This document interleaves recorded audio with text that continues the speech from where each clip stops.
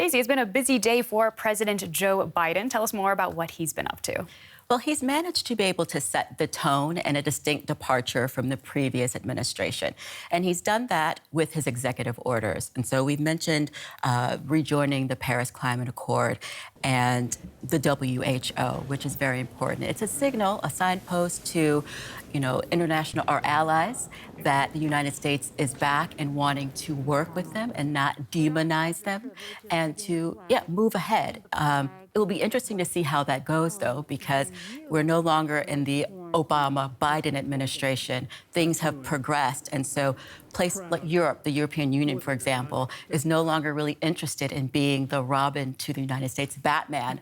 They kind of want to have their own autonomy in a lot of ways and be a partner and not have the U.S. sit at the head of the table. But at least there is mutual respect and this urgency to work together. Today, also, President Biden issued executive orders that rescind the travel ban that focused on predominantly Muslim countries and stop the infamous building of the Big Beautiful Wall, as Donald Trump called it, that borders the Mexico-U.S. border.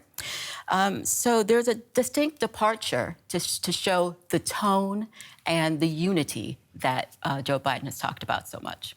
Well, exactly. Speaking of unity, that was one of the main themes of his inaugural address. But is it really possible? I mean, the country at this point is so deeply divided. Will Biden actually be able to get Republicans on side to push his agenda through Congress and make laws? People who have known him and worked with him for his nearly 50 years in public service believe that he is the man for the moment. His tone, his empathy, his willingness to compromise and work across the aisle. He got a lot of pushback earlier in his career because he was working with segregationists. So if he can do that, the hope is that he can be able to work with Republicans.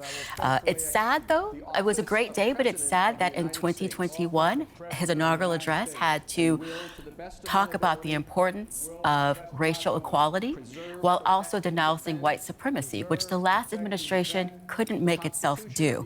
So that's interesting. But one of the things that the country can coalesce together is around COVID.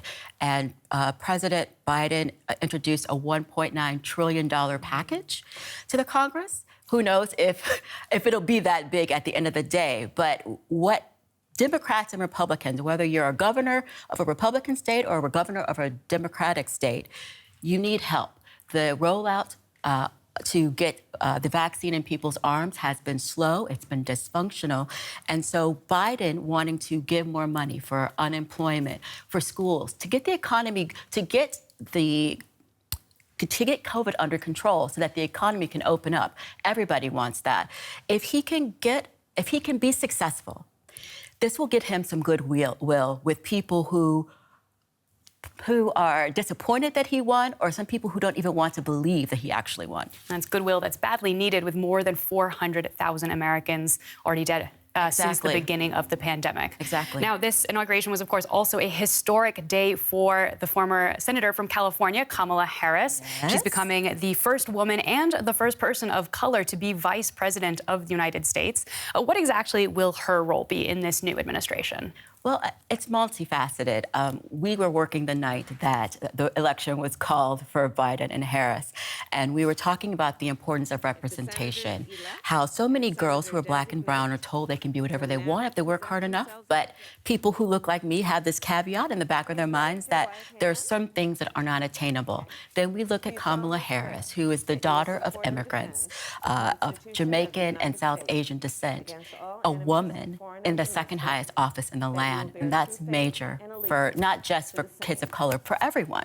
It's important to see.